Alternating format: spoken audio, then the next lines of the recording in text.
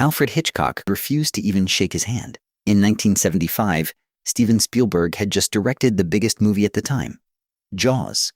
Jaws was breaking records, changing Hollywood forever, and making Spielberg the hottest director on the planet. He was on top of the world. But there was one person he desperately wanted to meet. His childhood hero, Alfred Hitchcock, the master of suspense. The guy who made Psycho, Vertigo, The Birds. Spielberg tried everything to get just 5 minutes with him, but Hitchcock said no. And the reason why is one of the strangest stories in Hollywood history, though it makes perfect sense when you understand who Hitchcock really was. Let me set the scene for you. It's 1975. Spielberg is 28 years old and just directed Jaws, which became the first summer blockbuster ever made. The movie earned over $470 million worldwide. That's insane money for 1975. Spielberg went from being a nobody to a household name overnight. Meanwhile, Alfred Hitchcock is 76 years old and filming his final movie, Family Plot, at Universal Studios.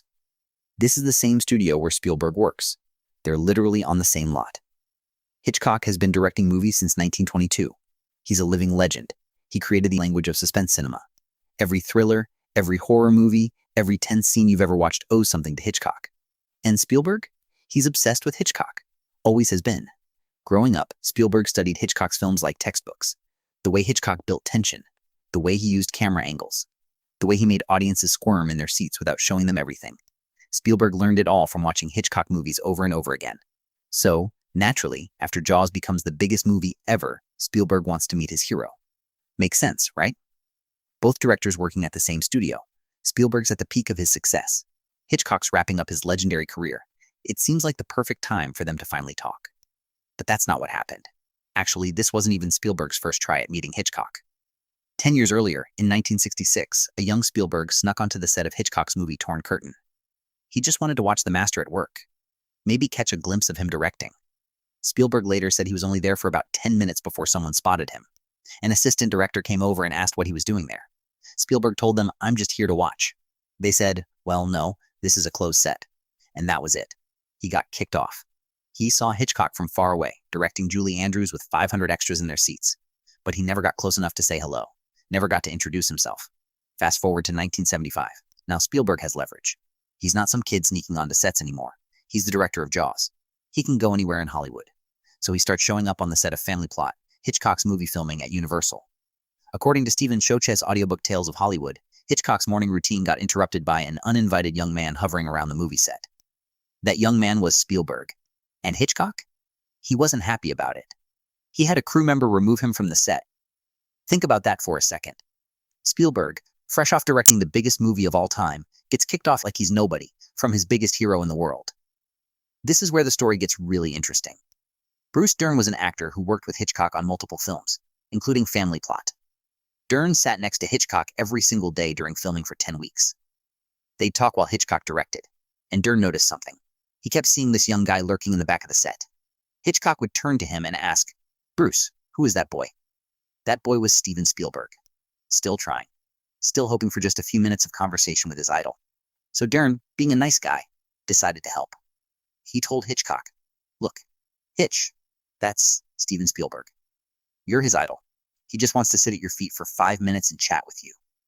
And when he later wrote about it in his 2007 memoir, Hitchcock said, "Isn't that the boy who made the fish movie?" The fish movie. That's what Hitchcock called Jaws. The fish movie.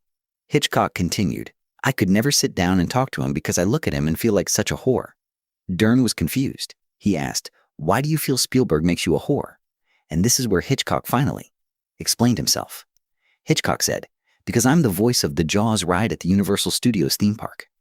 They paid me $1 million, and I took it, and I did it. I'm such a whore. I can't sit down and talk to the boy who did the fish movie. I couldn't even touch his hand." There it is. The bizarre, sad, honest truth.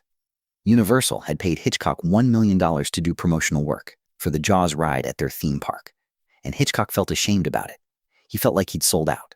Like he'd prostituted his reputation as the master of suspense. The irony is painful.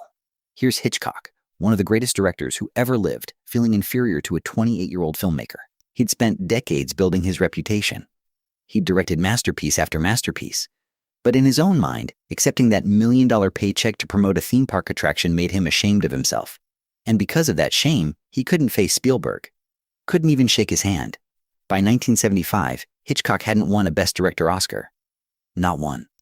He'd been nominated 5 times and lost every single time.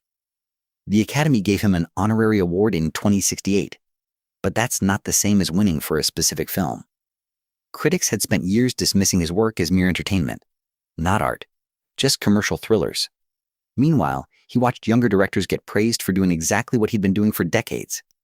And now here comes Spielberg with Jaws, a movie about a killer shark, a B-movie premise. But it's making ungodly amounts of money and everyone's calling it genius. And Hitchcock? He was at the end of his career filming his last movie, taking million-dollar paychecks for this theme park attraction. Spielberg never got to thank Hitchcock in person. Never got to tell him how much his films meant to him. Never got to ask him questions about directing, about building tension, about the craft they both loved. The techniques Spielberg learned, although they never met, Spielberg clearly studied Hitchcock's work. The mechanical shark, Bruce, barely worked during filming. It kept breaking down. The salt water destroyed its mechanisms. When they could get it running, it looked fake. So Spielberg made a decision that changed everything. He wouldn't show the shark much at all. Instead, he used Hitchcock's techniques. Point-of-view shots from the shark's perspective. The famous yellow barrels getting dragged through the water. John Williams' terrifying music. People's reactions of fear. The anticipation of the attack rather than the attack itself. Spielberg even said later, the film went from a Japanese Saturday matinee horror flick to more of a Hitchcock. The less you see, the more you get thriller. And that famous dolly zoom shot when Chief Brody realizes the shark has killed another kid. That's the vertigo effect. Hitchcock invented that technique in 1958. Spielberg used it in Jaws to show Brody's moment of guilt and horror. Hitchcock and Spielberg had so much in common. They both understood how to manipulate an audience, how to build tension, how to make people afraid of things they couldn't see. Hitchcock could have shared insights from more than 50 years of directing. Spielberg could have expressed his gratitude and admiration. They could have discussed technique, storytelling, the future of cinema. Instead, shame and insecurity got in the way. Hitchcock felt like he'd compromised his dignity by taking that universal paycheck. Hitchcock never actually watched Jaws.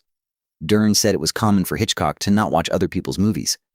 At one point, Hitchcock asked Dern, was the Fish movie any good? He never knew how much Spielberg had learned from him. Never saw the vertigo zoom. Hitchcock died in April 1980. Spielberg never got his meeting, never got to say thank you. Never got those 5 minutes he so desperately wanted. By the time Hitchcock passed away, Spielberg had already directed Close Encounters of the Third Kind and was working on Raiders of the Lost Ark.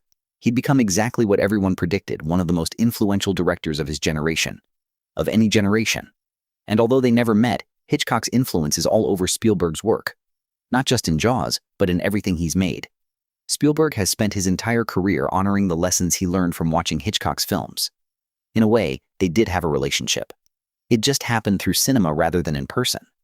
This story teaches us something important about success, ego, and regret. Hitchcock was one of the greatest filmmakers who ever lived, but at the end of his life, he couldn't see past his own insecurity. He let shame prevent him from connecting with someone who genuinely admired him. Spielberg, for his part, never spoke badly about Hitchcock, never expressed anger or resentment publicly.